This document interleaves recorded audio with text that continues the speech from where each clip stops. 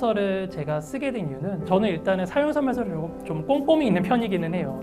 근데 다양한 글들 가운데에서 사용설명서에는 이게 없더라고요. 감정도 없어요. 근데 제가 주목했던 거는 다른 뭐 칼럼이나 신문 기사나 다양한 글들이 있잖아요. 저자도 잘 안 드러나긴 하지만 있긴 있겠죠. 근데 사용설명서에는 이게 없네. 근데 이게 없는 게 꼭 우리의 삶 같네? 라는 생각이 들었어요. 소설에는 있는데 사용설명서에 없는 게 있어요. 존칭어? 지문? 네, 다 정답이시긴 한데 제가 주목한 거는 수명. 굉장히 똑똑하신 분들이 많이 오셨군요. 제가 봤던 거는 기승전결이 없더라고요. 그러니까 소설은 갈등도 쭉 올라갔다가 여기서 팡 터지고 해결도 되고 이래야 되는데 사용설명서는 그냥 쭉 이어지는 글들이었어요. 그래서 소설이라고 하는 건 굴곡이 있잖아요. 근데 사용설명서에는 이런 굴곡이 없더라고요. 그냥 쭉 이어지더라고요. 근데 그게 취업을 준비하고 취업을 고민하는 내 친구들 나의 모습이 아닐까? 모든 드라마는 결국 성공하고 결국 뭔가 해피엔딩으로 끝나는 경우가 많이 있는데 결국 우리의 삶은 그냥 쭉 이어지는 게 아닐까? 그게 어쩌면 지금 우리를 보여주는 가장 중요한 형식이 아닐까라는 생각이 들었어요. 그래서 사용설명서를 썼을 때 사실은 고민됐던 거는 기승전결 없는 이야기는 참 재미없을 수 있잖아요. 근데 그럼에도 불구하고 이 형식을 썼던 거는 사실은 그게 우리 삶은 기승전결이 없을 수도 있다는 생각이 들어서 그때 당시에 사용설명서라는 형식을 쓰게 되었어요. 그래서 굉장히 그때 당시에 거의 제가 만나는 분들마다 집에 있는 사용설명서 좀 달라고 다 수집을 해서 그때 당시에 도서관에서 보고 있었죠. 학교 습작기 때에는 이제 같이 모임하는 친구들이나 문우 분들한테 이제 보여주고 의견도 듣고 했었는데요. 작가가 된 이후로는 두 가지 이유 때문에 좀 망설여지더라고요. 하나는 글을 읽고 이거에 대해서 얘기해주는 일이 얼마나 힘든 일인지 정확하게 알고 있어요. 그래서 이거를 선뜻 부탁하기에 좀 망설임이 있을 때가 있고요. 두 번째로는 아까 말씀드린 것처럼 겁이 좀 나더라고요. 그래서 최근에는 편집자분이 제일 먼저 보시는 것 같아요. 근데 작품을 쓰다 보면은 왜 좋은 얘기를 들을 때도 있고 또 비판적인 얘기를 들을 때도 있잖아요. 근데 둘 다 굉장히 중요한 이야기예요, 작가 입장에서는. 그래서 제 경우에는 초고를 쓸 때에는 칭찬만 떠올려요. 너무 좋다 이 얘기만 떠올리면서 막 신나게 써요. 그리고 고칠 때에는 욕만 떠올려요. 제가 들었던 작품에 대한 비판들, 왜냐 그건 경계해야 되니까.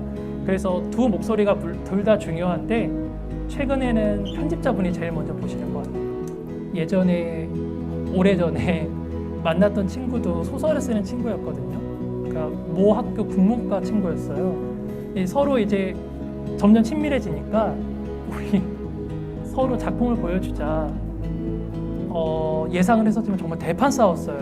우리 어떤 느낌이냐면은 운전 연수 같은 느낌이에요. 왜냐하면은 안 싸울 수 없잖아요. 가장 가까운 사이여도. 네, 그래서 그때 이후로 더 망설여짐이 있었던 게 아닌가 하는 생각도 들어요. 책 읽으란 말을 많이 하잖아요. 그래서 저한테 삼촌은 왜 책을 읽어? 그러더라고요. 그래서 제가 삼촌은 소설가니까 책을 읽지. 근데 조카가 굉장히 신나서 엄마한테 그렇게 얘기하더라고요. 형수님한테. 엄마, 나는 소설가가 안 될 거야. 그러니까 책을 안 읽어도 되는 거 아니야? 라고 얘기하더라고요.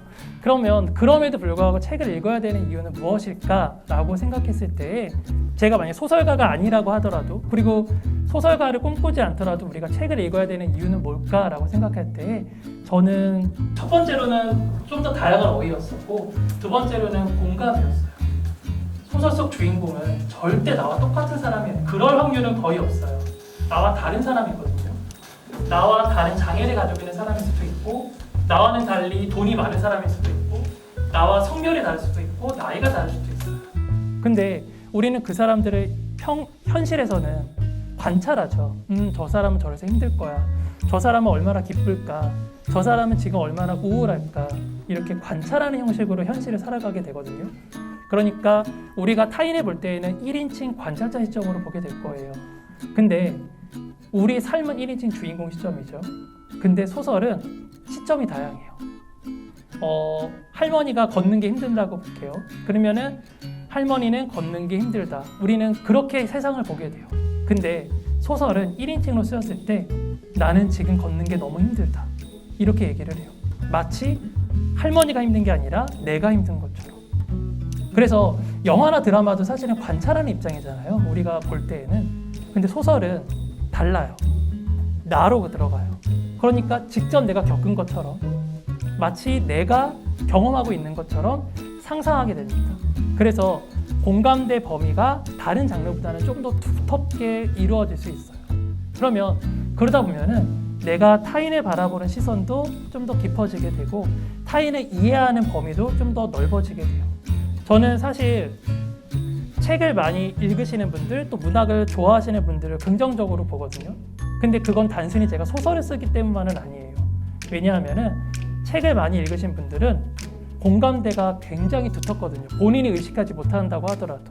왜냐하면은 평생 내 얘기만 듣고 내 얘기만 하면서 살아오신 분들이 아니라 다른 사람의 얘기에 귀를 기울이고 심지어 그 사람을 1인칭으로 느껴서 내가 직접 경험한 것처럼 내가 직접 생활한 것처럼 느끼시는 분들이에요. 그러다 보면은 얘기하다 보면은 티가 나요. 첫 번째로는 쓰는 어휘가 풍부하셔요. 두 번째로는 공감하는 방법이나 공감하는 방식이 굉장히 섬세하세요. 그래서 제가 얘기 나누다가 여쭤볼 때가 있어요. 선생님 책 많이 읽으시죠? 어떻게 하셨어요? 티가 나요. 어휘와 공감에서. 그래서 이 과정들이 좀 더 면밀하게 이루어지기 위해서 책을 읽으시면 더 좋겠고요. 책 좀 가서 추천해 달라고. 그러면은 저는 추천을 안 하고 어떤 식으로 하냐면은 같이 가요, 서점에.